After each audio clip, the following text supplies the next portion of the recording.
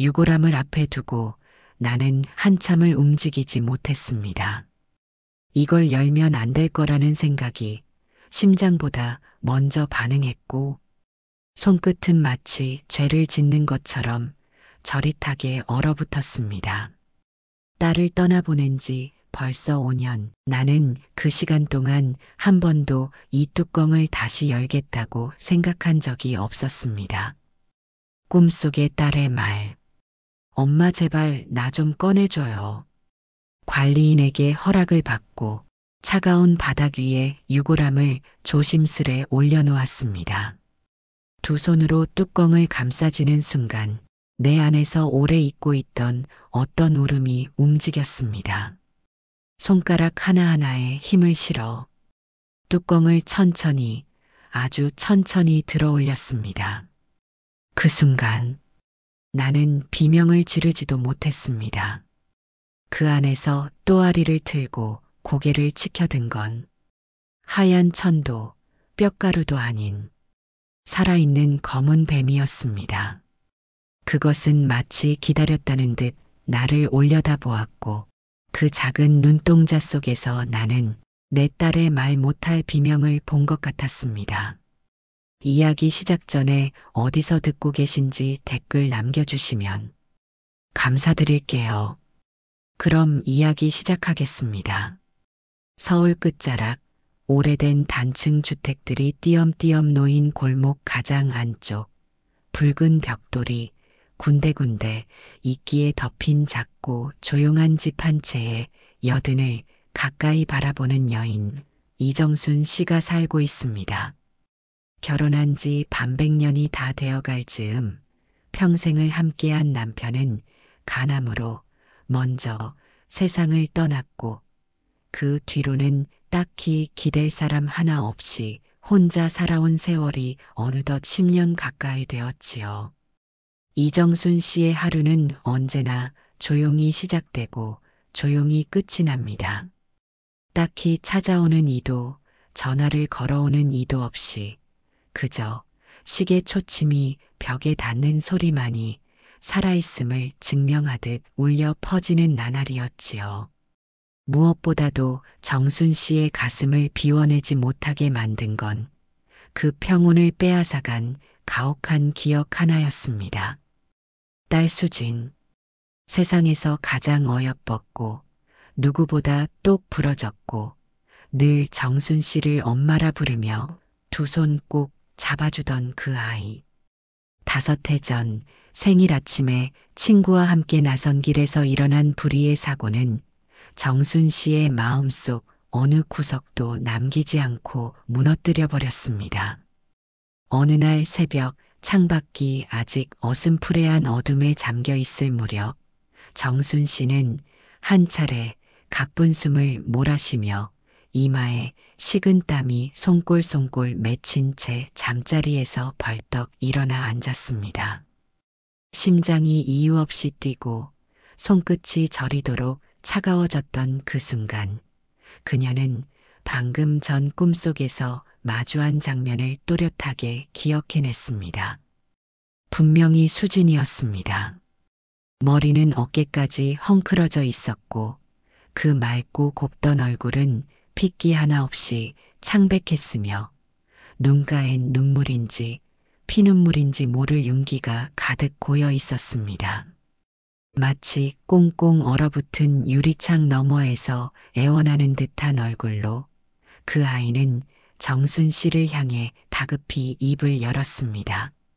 엄마 저 아직 못 나갔어요. 절 좀 꺼내줘요.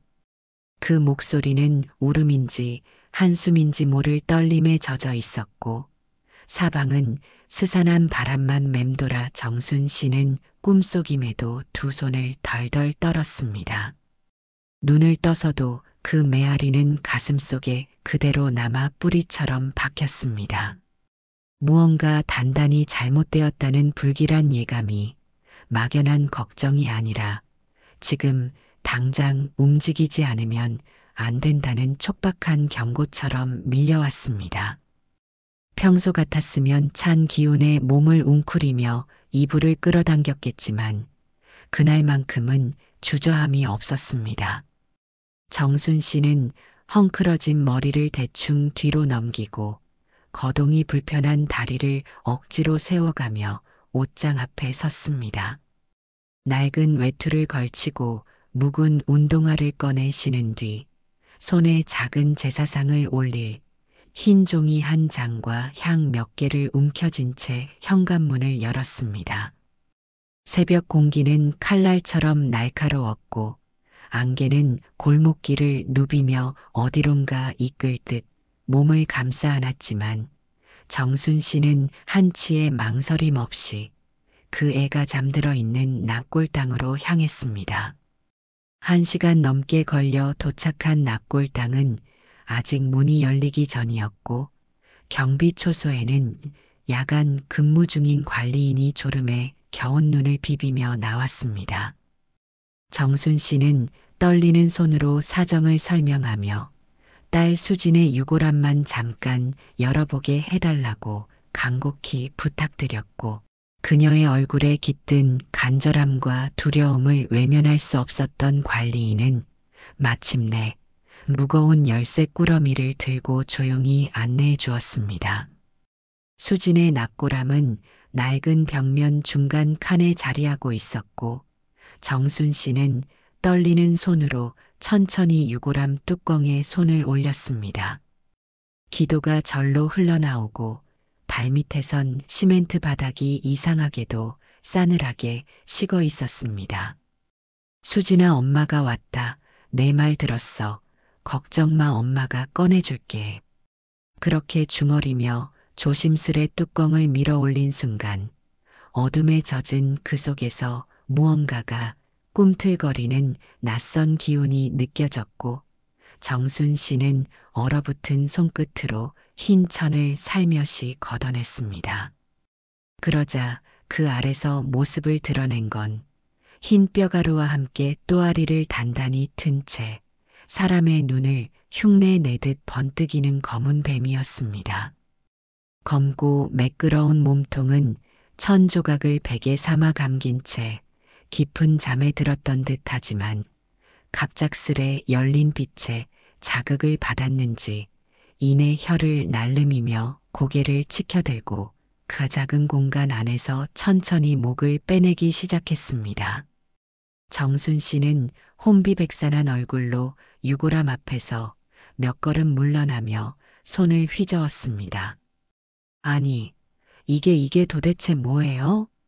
어떻게 이런 게 저 안에 뱀이 들어갈 수가 있어요? 관리를 대체 어떻게 한 겁니까? 그녀의 목소리는 분노와 공포가 뒤섞여 갈라졌고 발끝은 이미 축축이 젖은 바닥 위에서 제자리 걸음을 치고 있었습니다. 납골당이라는 공간 자체가 주는 무거운 침묵 위로 그 외침은 마치 벽과 천장을 타고 메아리처럼 되돌아왔습니다. 관리인은 놀란 표정으로 다가왔지만 유골함 안을 들여다보자 두 눈이 경직된 채 입술을 꾹 다물고 아무 말도 하지 못했습니다. 그러다 한참을 머뭇거리더니 한 손으로 목덜미를 만지며 나지막하게 중얼거렸습니다. 저도 이런 건 처음입니다. 평생 여기 일하면서도 이런 일은 도무지. 그는 얼버무리며 시선을 피했고 등줄기에는 식은 땀이 흐르고 있었습니다. 도무지 뱀이 들어갈 틈이라고는 있을 수 없는 구조, 유골함은 밀봉되어 있었고 관리인조차 허락 없이 접근이 불가능한 곳이었기에 이 상황은 설명이 불가능했습니다. 바로 그때였습니다. 납골당 전체를 감싸는 듯한 묘한 진동이 벽 너머에서 시작되어 천천히 바닥을 타고 퍼지더니 마치 심장 박동처럼 울렁이며 울려왔습니다. 금방이라도 무언가 깨어날 것만 같은 긴장감이 정순 씨의 목덜미를 죄어왔고 주변 공기는 갑작스레 냉기와 섭기를 머금은 듯 한기가 맴돌기 시작했습니다. 정순 씨는 뒷걸음질 치며 벽에 등을 기댄 채 숨을 고르려 했지만 온몸은 이미 식은 땀으로 흠뻑 젖어 있었고 다리는 제 무게를 감당하지 못할 만큼 휘청거렸습니다. 유골함 안에서 검은 뱀은 더 이상 위협적인 움직임을 보이지 않았고 그저 눈을 껌뻑이며 고요히 정순 씨를 바라보고 있을 뿐이었습니다. 하지만 정순 씨는 그 시선을 외면할 수 없었습니다. 분명 생전에 수진이가 엄마를 바라보던 그 애틋하고 외로운 눈빛과 어딘가 닮아 있었습니다. 혼란스러움과 두려움이 뒤섞였지만 이대로 뚜껑을 닫고 돌아설 수는 없다는 알 수 없는 직감이 머릿속에 깊게 꽂혔고 그녀는 결국 떨리는 손으로 조심스럽게 낙고람 안에 있는 천 조각을 다시 펼쳤습니다. 그 위에 조용히 몸을 말고 있던 뱀은 정순 씨의 손길을 피하지도 저항하지도 않은 채 천 위에 그대로 얹혔습니다. 정순 씨는 그 천을 살짝 접어 조심스럽게 감싼 뒤 관리인의 도움을 받아 낙골당 옆 작은 공터 쪽으로 나섰습니다. 공터엔 겨울 들판이 덜 마른 채로 남아 있었고 이른 아침의 습기 때문에 땅은 약간 질척였으며 갈대처럼 마른 풀이 발끝을 간지렸습니다. 그녀는 천천히 몸을 낮춰 나뭇가지 몇 개를 비켜낸 후 뱀이 들어있는 천을 펼쳤고 검은 뱀은 잠시 움직이지 않더니 이내 고개를 들고는 머리를 살짝 틀어 정순 씨를 바라봤습니다. 그 시선은 적개심도 없고 야생의 거칠음도 없었습니다. 마치 무언가 말하고 싶은 듯 조용히 눈을 마주한 뱀은 이내 천천히 풀숲 속으로 스며들 듯 몸을 옮겨갔고 한순간의 흔적도 남기지 않은 채 사라졌습니다. 정순 씨는 그 자리에 한동안 무릎을 꿇은 채 앉아 있었지만 공포 대신 마음속 깊은 곳에서 알 수 없는 불안감이 다시 고개를 들었고 이 일이 단순한 우연이 아니라는 강한 예감이 오히려 더 큰 비밀이 자신을 향해 다가오고 있다는 기시감으로 바뀌어 가고 있었습니다. 며칠간 마음이 편할 날이 없었습니다. 낙골당에서 본 그 뱀의 눈빛이 자꾸만 정순 씨의 뇌리에서 떠나지 않았고 유골함 안에 있어야 할 수진이의 흔적 대신 기이하게 또아리를 틀고 있던 생물의 존재는 점점 단순한 우연이나 미신 따위로는 설명되지 않는 무게로 다가왔습니다. 정순 씨는 결국 동네 이웃에게 그날 있었던 일을 조심스레 털어놓았습니다. 처음에는 꿈에 너무 심하게 매달리는 거 아니냐며 걱정스러운 눈길을 주던 이웃도 낙고람 안에서 뱀이 나왔다는 이야기를 들은 뒤로는 얼굴이 굳더니 잠시 생각에 잠겼습니다. 이런 말해도 될지 모르겠는데 나도 예전에 꿈에 시어머니가 나타난 적 있었거든. 그때도 다들 웃었는데 결국 무당 찾아가고 나서야 그 이유를 알았어. 혹시 너도 한번 가볼래? 좀 이상한 사람인데 보는 눈은 아주 정확하더라고. 월화당이라고 산속에서 혼자 지내는 여자야. 사람들 사이에선 이름 석자만 들어도 알지. 그날 밤 정순 씨는 혼자 고민에 빠졌습니다.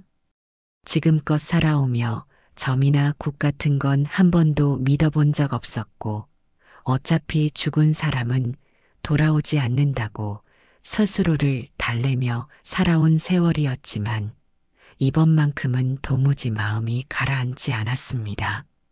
결국 며칠 뒤 새벽같이 일어나 이웃이 알려준 주소를 손에 쥔 채 버스를 갈아타고 인적이 드문 산속 마을로 들어갔습니다.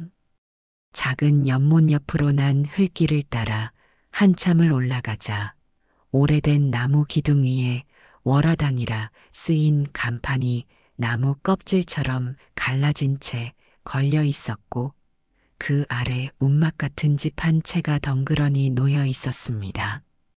정순 씨가 떨리는 손으로 문을 열자 향 냄새가 콧속을 찌르듯 스며들었고 마루 위에 양반다리로 앉아 있던 여인이 슬쩍 고개를 들었습니다. 어휴, 이럴 줄 알았어. 들고 온 거 내려놔. 굳이 말 안 해도 다 알아.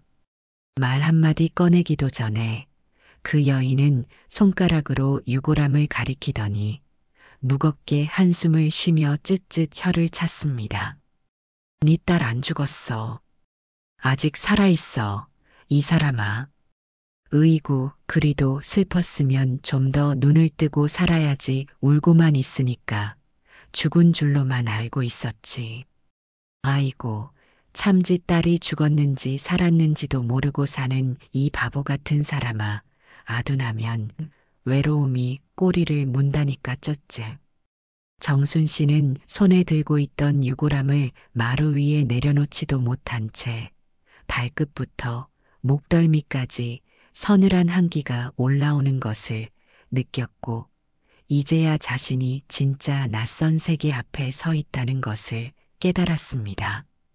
무당은 눈을 가늘게 뜨고 정순 씨를 바라보며 마치 오랜 세월 묵은 책장 속에 꽂혀 있던 낡은 진실 하나를 꺼내는 사람처럼 천천히 말을 이었습니다.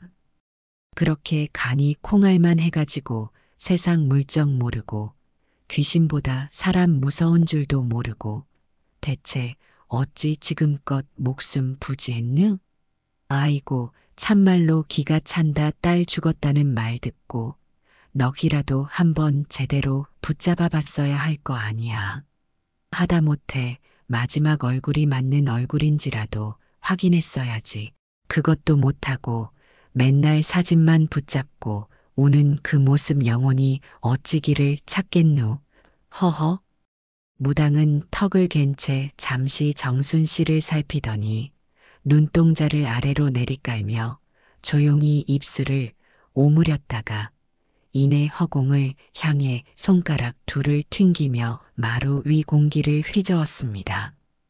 꿈속에 나온 그의 그건 네가 기억하고 싶은 얼굴이야. 슬픔에 홀려 만들어낸 허상이지. 진짜 넋이 나오면 그 얼굴 흐릿하고 말도 제대로 못해. 근데 네 꿈속 수진이는 어땠노? 말도 똑부러지게 했지? 얼굴도 또렷했지? 그건 저승에서 온 게 아니라 이승에서 보내는 기운이야. 순간 정순 씨의 손끝이 파르르 떨렸습니다. 그날 꿈에서 들었던 수진이의 외침이 다시 귀를 울렸습니다. 엄마, 저 아직 못 나갔어요. 절 좀 꺼내줘요. 그 목소리는 살아있는 사람처럼 생생했고 무엇보다 이 세상에 미련을 남긴 존재의 절박함이 담겨 있었습니다. 무당은 마침내 입을 굳게 다문 채 유골함 쪽으로 손을 뻗어 손바닥을 올렸다가 낮은 목소리로 마치 금기를 말하듯 중얼거렸습니다. 이 속에 든 유골 네 딸 것이 아닐 수 있다. 그 말에 정순 씨는 숨이 턱 막힌 듯 입을 틀어막았고 등 뒤로 식은 기운이 훅 하고 몰려들었습니다. 무당은 더 이상 말을 잇지 않았고 단지 눈꺼풀을 절반쯤 감은 채 그 유골함에서 흘러나오는 기운을 느끼고 있었습니다. 정순 씨는 이제 단순히 죽음을 확인하러 온 게 아니라 진실의 문턱 앞에 서 있었다는 사실을 뼛속 깊이 실감하게 되었습니다. 무당은 긴 말 없이 눈을 감고 향을 다시 피운 뒤 향 연기가 천천히 천장 쪽으로 피어오르는 걸 가만히 바라봤습니다. 정순 씨가 숨을 죽인 채 물었습니다. 그럼 수진이 지금 어디 있다는 거예요? 하지만 돌아온 건 엉뚱한 말이었습니다. 기다려. 하늘도 땅도 그 사이에 끼어 있는 귀신도 모두 제때가 되면 길을 내주게 돼 있어. 네가 지금 움직이면 길이 비틀려. 멀어져. 때를 기다려. 곧 움직일 거다. 너한테 먼저 다가올 거다.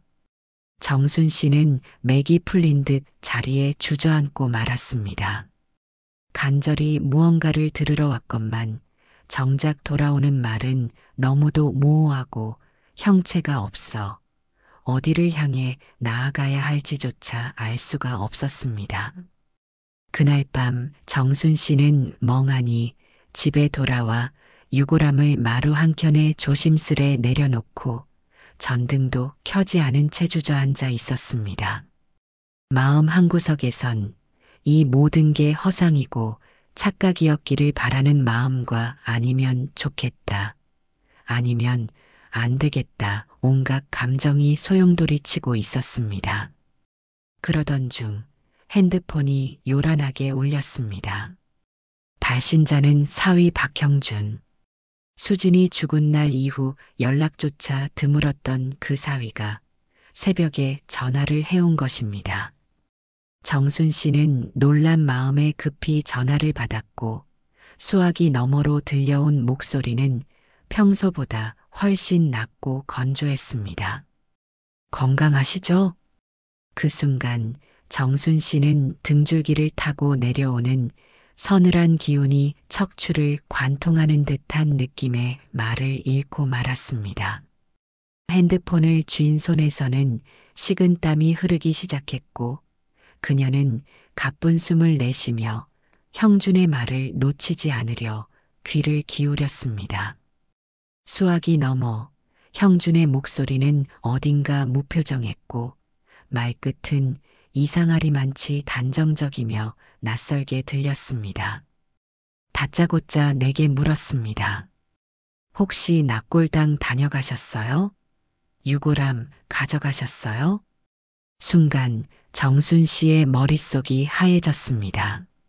사위는 유골함을 들고 나왔다는 사실을 어떻게 알고 있는 걸까?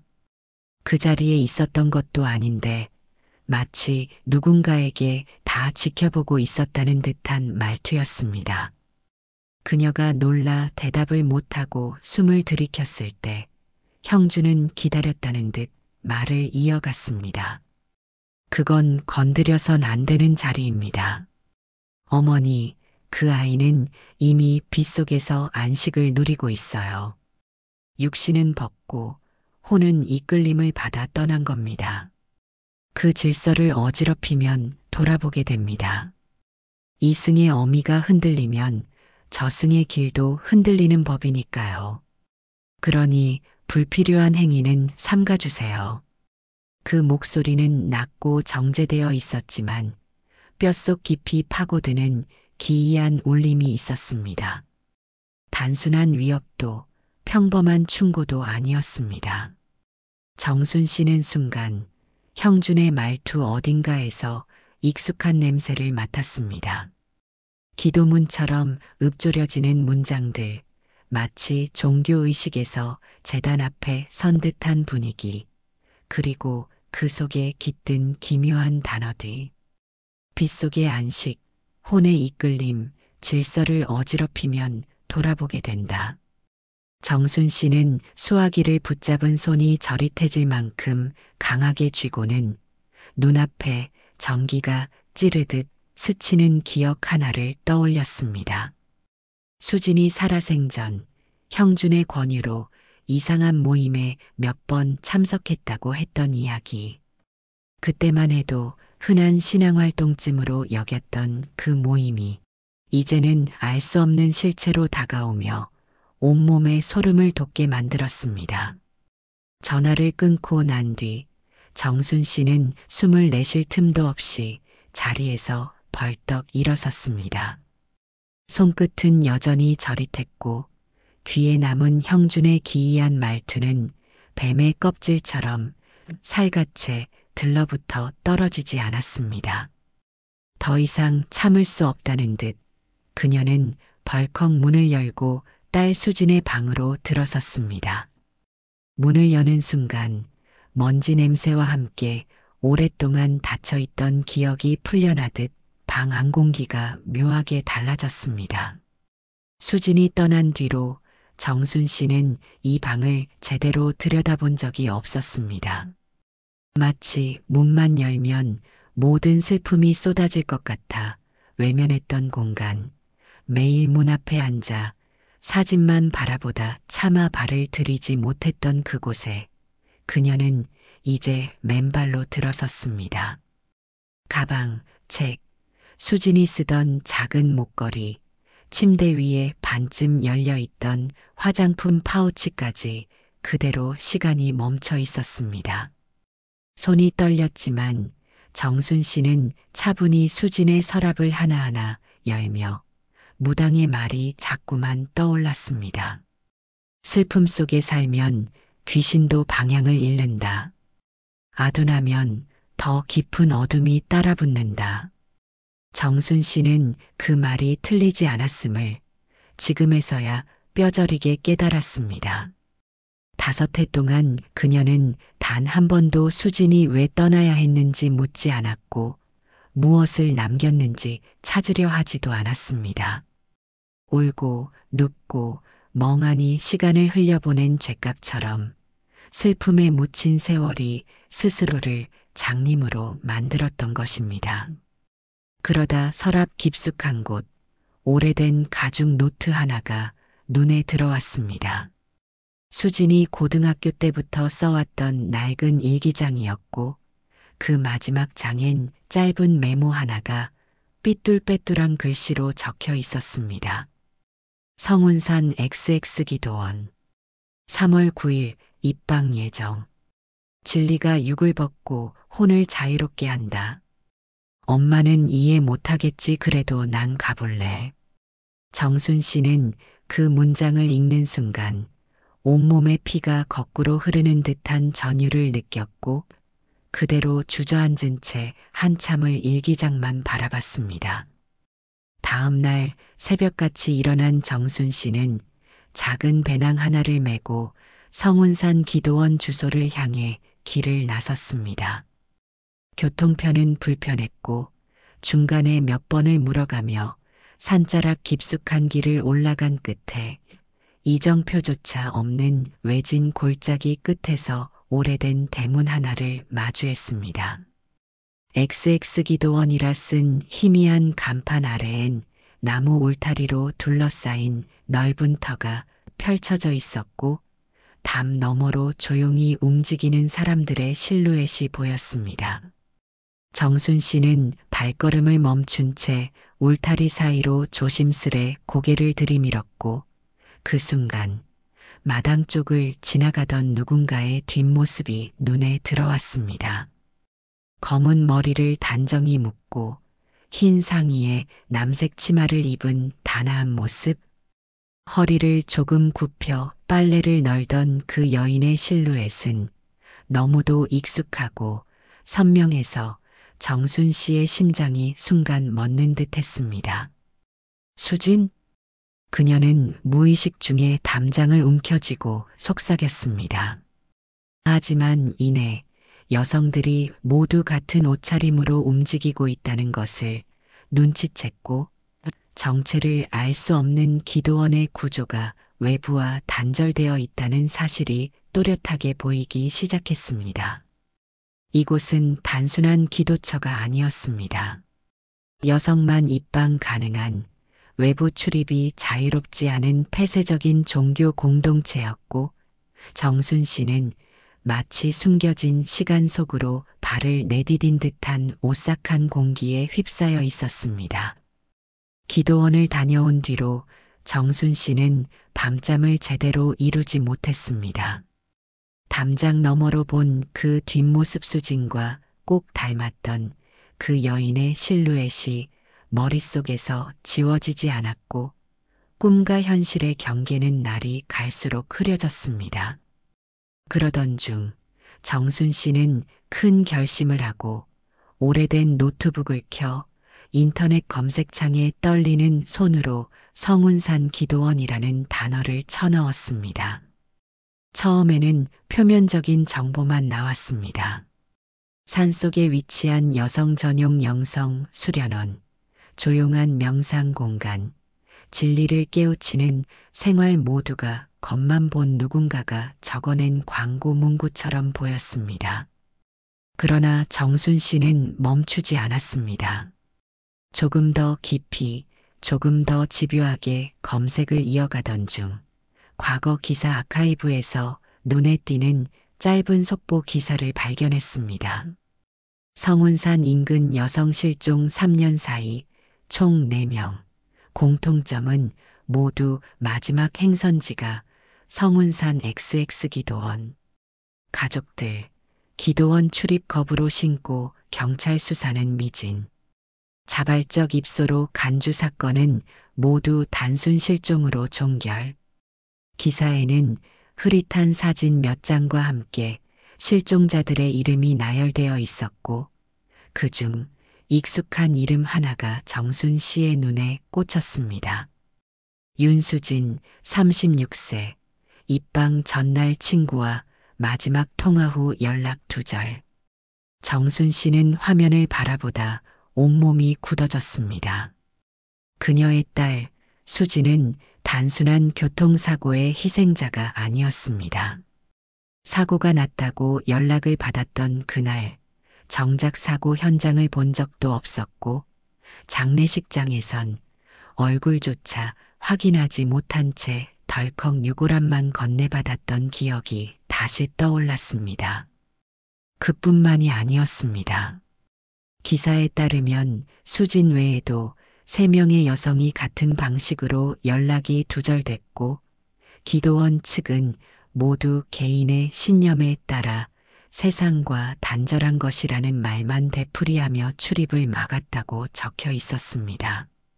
정순 씨는 경찰청 정보공개 시스템을 통해 어렵게 실종사건 기록 일부를 열람했고 거기엔 더 충격적인 사실이 담겨 있었습니다. 당시 수진과 함께 사고를 당했다던 친구 은주의 이름이 수진보다 한 달 먼저 같은 기도원에 입소한 기록으로 확인되었고 그녀 역시 이후 연락이 끊겼다는 내용이 남아 있었습니다. 사건은 모두 자발적 입소 종교 생활 가족과 연락 두절 실종 간주 수사 종료라는 흐름을 반복하고 있었고 정순 씨는 그 단순한 문장들 속에 꾹꾹 눌린 누군가의 외침과 묻힌 진실의 무게를 느낄 수 있었습니다. 수진이 정말 거기 있는 거구나, 살아있는 거구나. 조용히 컴퓨터 화면을 끄고 일어난 정순 씨는 문득 허벅지 안쪽이 저릿하게 떨리는 걸 느꼈습니다. 그 떨림은 단순한 노쇠함도 무서움도 아니었습니다. 마치 오래전 무너져 내린 줄 알았던 감각이 다시 살아난 듯한 오래 억눌린 분노와 결심이 혼재된 감각이었습니다.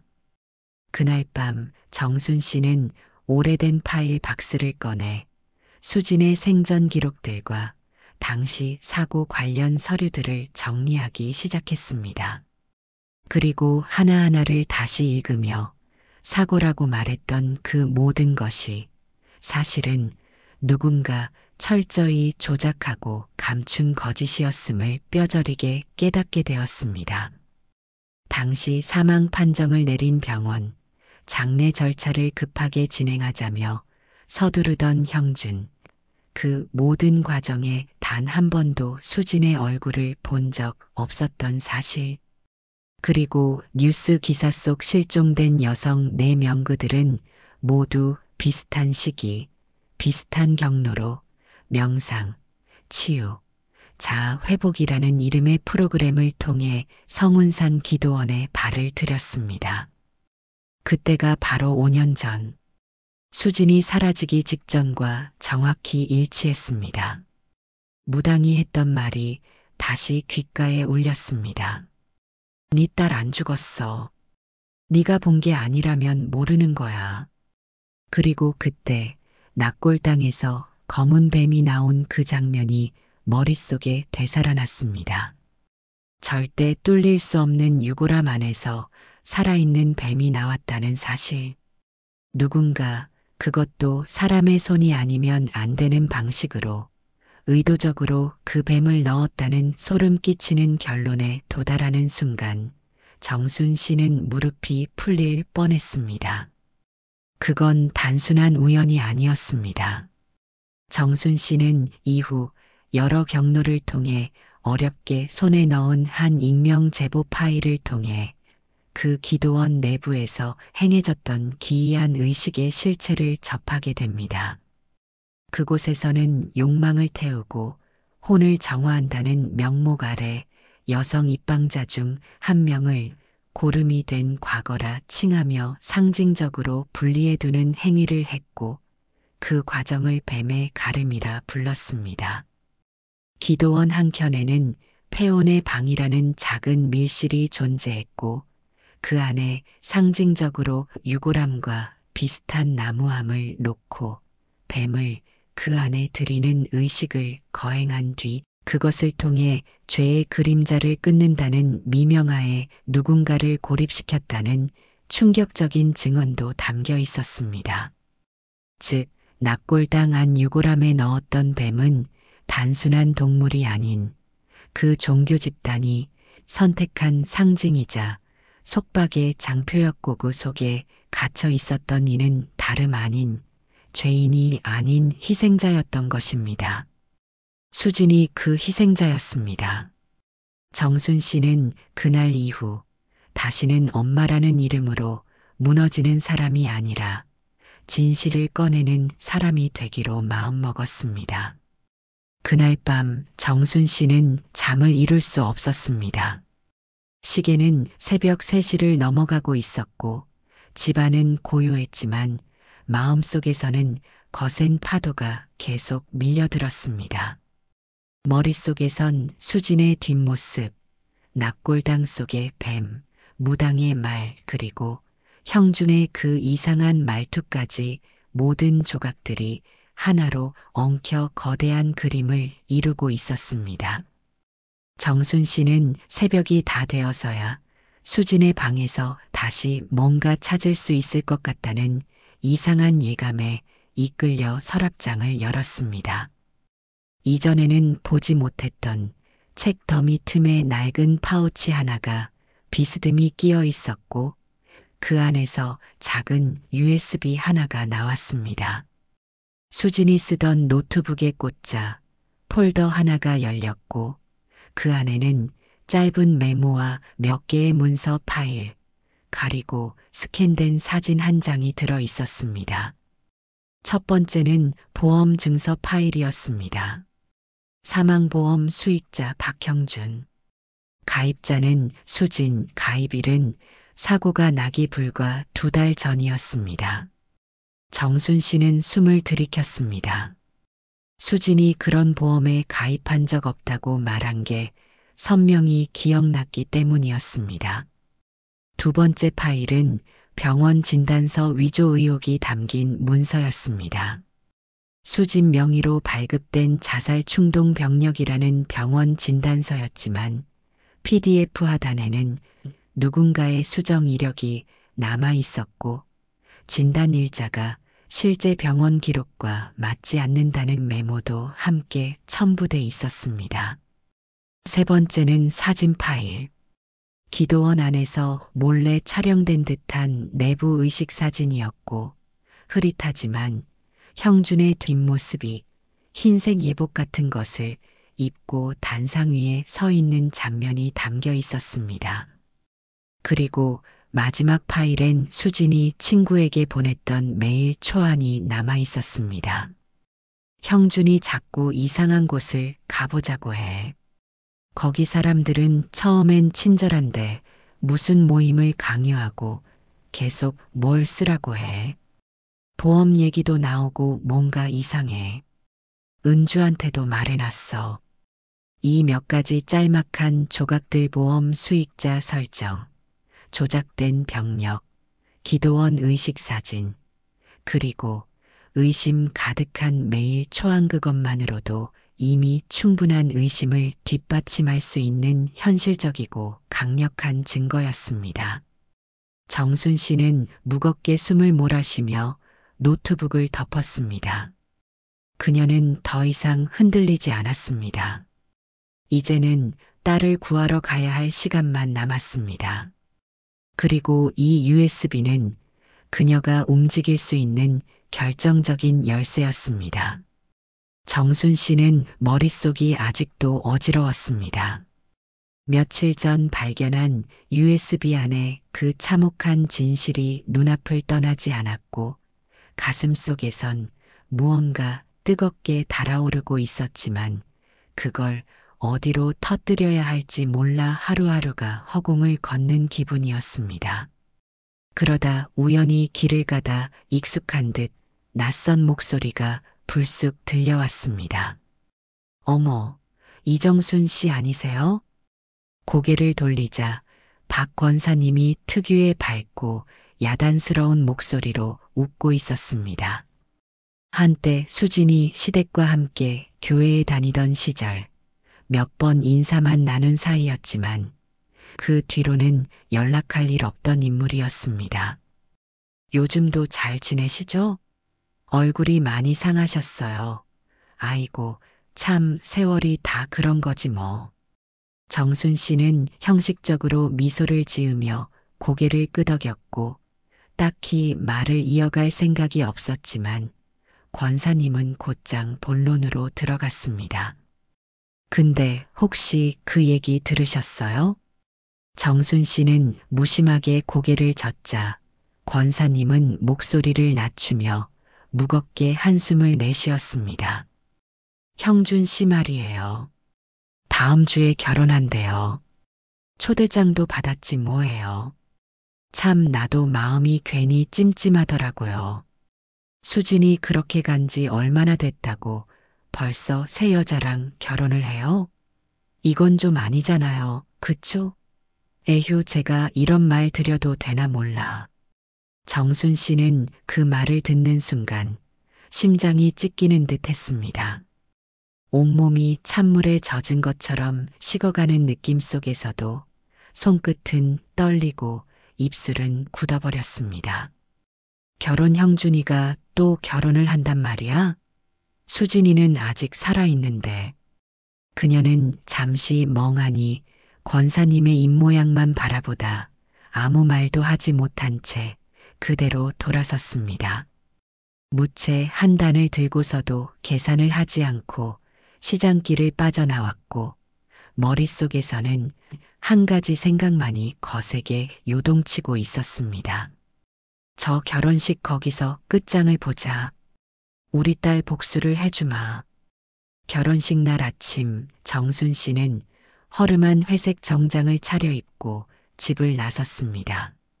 손에는 작고 낡은 가방 하나가 들려 있었고 안에는 자신이 밤을 새워 정리한 USB 하나가 담겨 있었습니다. 주소를 확인하고 향한 곳은 서울 강남의 고급 웨딩홀. 형준이 새 여자를 만나 재혼한다는 장소였습니다. 그녀는 그 소식을 어디서 들은 게 아니었습니다. 며칠 전 딸 수진의 옛 친구였던 옥자 씨가 우연히 본 웨딩 초청장을 휴대폰으로 찍어 보내주며 말했습니다. 아이고, 정순 씨 그 양반 다음 주 결혼이래요. 신부가 젊고 집안이 좋다던데요. 수진이 일은 깨끗이 묻었는 줄 아나 봐요. 그 말을 들은 순간 정순 씨는 가슴속에 내려앉은 울분을 꾹 참고 마음을 굳혔습니다.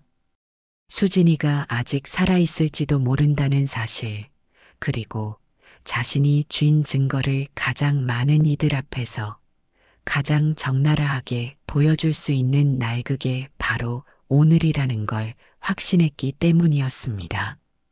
식장은 꽃과 조명, 웃음과 축복으로 가득 차 있었습니다.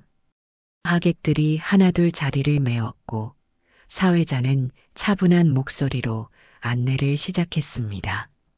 신랑 박형준, 신부 최세린 두 사람은 이제 곧 입장할 참이었습니다.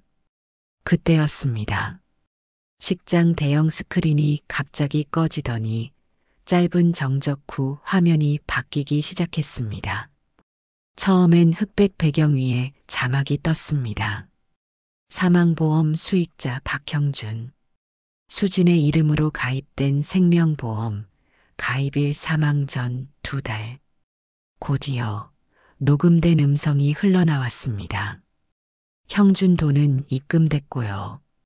그 아이는 이제 이쪽과 상관없는 사람입니다. 여자 목소리 우린 홈백을 받아들였고 물리적 이름은 지웠어요. 이어서 흐릿한 기도원 내부 사진이 나오고 형준이 하얀 예복을 입고 단상에 서 있는 장면이 확대되며 멈췄습니다. 식장이 술렁이기 시작했고 누군가는 입을 틀어막고 속삭였습니다. 저거 신랑 아니야? 그 순간 하객들 사이를 뚫고 정순 씨가 조용히 앞으로 걸어 나왔습니다.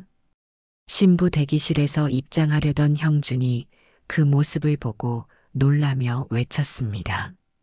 어머니, 지금 뭐 하시는 겁니까? 정순 씨는 흔들림 없는 목소리로 대답했습니다. 수진이 내 딸. 내가 죽였지.